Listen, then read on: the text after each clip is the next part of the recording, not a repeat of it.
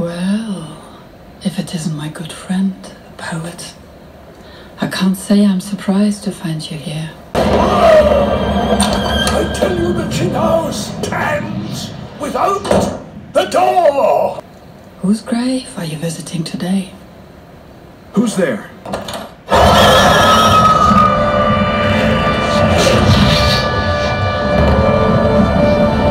There's no denying your affection for her.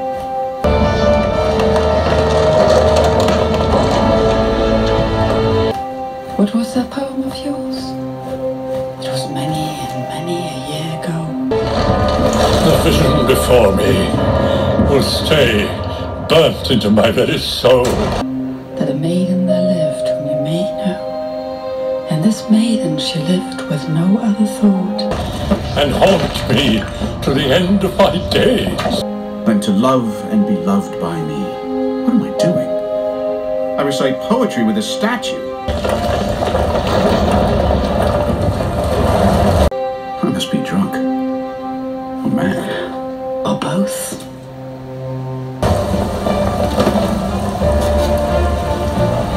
I am hallucinating.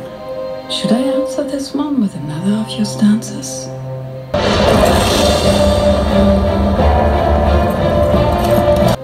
All that we see or seem is but a dream within a dream.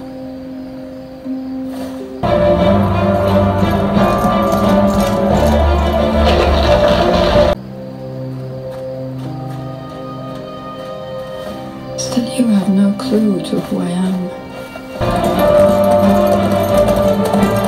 I am your shadow, your soul, the object of your obsession. Are you mad? My obsession? Recognize me now, Pope.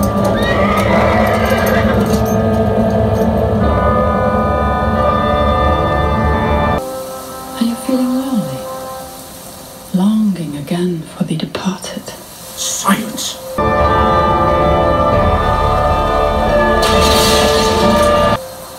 I came here for solitude, not loneliness.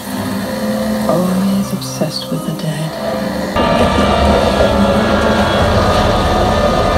A great subject for your writings. It is not obsession, but rather inspiration which drives my writing. I wouldn't define it that way. Remember Roderick Usher? His compulsive obsession. Where I gazed, the house once stood. For his departed sister Madeline caused such a nervous agitation that it led him to an early demise. I saw the mighty walls rushing as under there was a long, tumultuous shouting sound. It was brotherly love, not obsession. Obsession, superstition, unrequited love. Like the voice of 1,000 waters, and the deep and dank tarn at my feet. Who do you want to convince? Closed sullenly and silently over the fragments of the house of Usher. Bravo! In your own words, you became a victim of the very terrors he had anticipated. I gasped for breath, and yet the officers heard it not. Much like you. Don't you wish you were dead? Why should I? Why should they not be gone? I want to live. I have more stories to tell. Your time is up in your world. God, what could I do?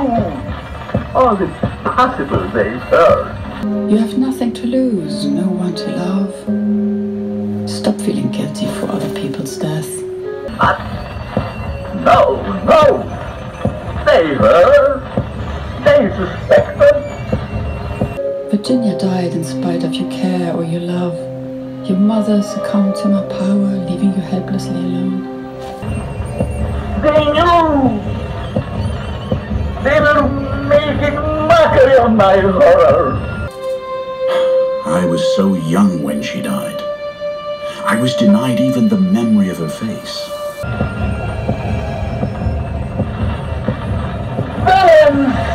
Guilt never leads to any good. If anything, you are haunted. Haunted by sorrow. I dream. I admit the pain. Guilty not of a crime, but of the inability to stop me.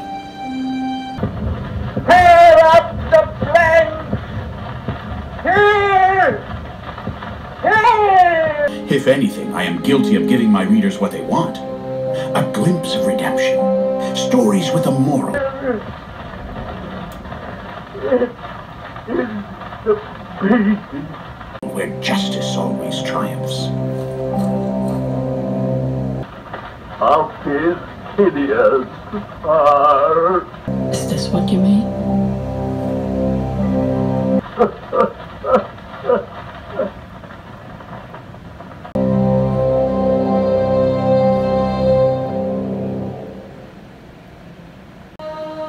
So you presume everyone is guilty of some unfathomable crime? It was on Friday last that we finally resolved to make the experiment of awakening, or attempting to awaken him. A crime that should remain unpunished? For the purpose of relieving Monsieur Valdemar from the mesmeric trance, I made use of the customary passes. I feel flattered. Your obsession with death is to my ears like a sweet love song. These, for a time, were unsuccessful.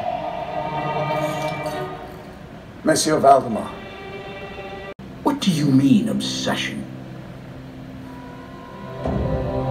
Can you explain to us what your feelings or wishes are now? For God's sake! Come with me. Don't delay for another second. Put me to sleep. Awaken me. I say to you, I am dead. Being alive in this world brings you more unbearable pain and suffering than those who wish to sleep forever. Dead! Dead!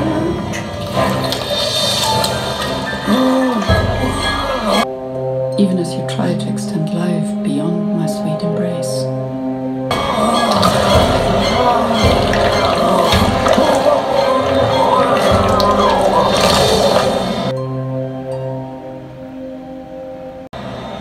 For what really occurred, however, it is quite impossible that any living human could have been prepared. I remember vaguely. Once I wrote about a doctor, someone who challenged you.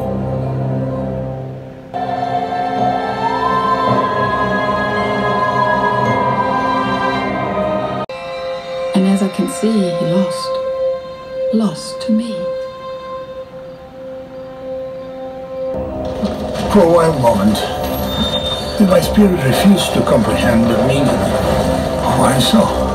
He was so close to sparing Monsieur Valdemar from your fatal embrace. Any horror but this, any death but that of the dead. Was that a crime? A crime against fate. And your sentence was a life of endless sorrow. Might I have not known that into the pit it was the object of the burning iron to urge me? Could I resist? Stop with your tortured mind games. Let's go.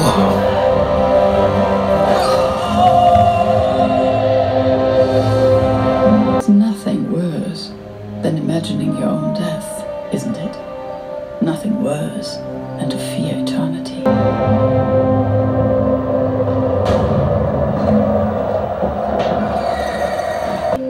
I wrote a story once. A tale about someone who relived the hell of dying 1,000 deaths. There was a discordant hum of voices. There was a loud blast. Perhaps a mirror where you saw yourself reflected.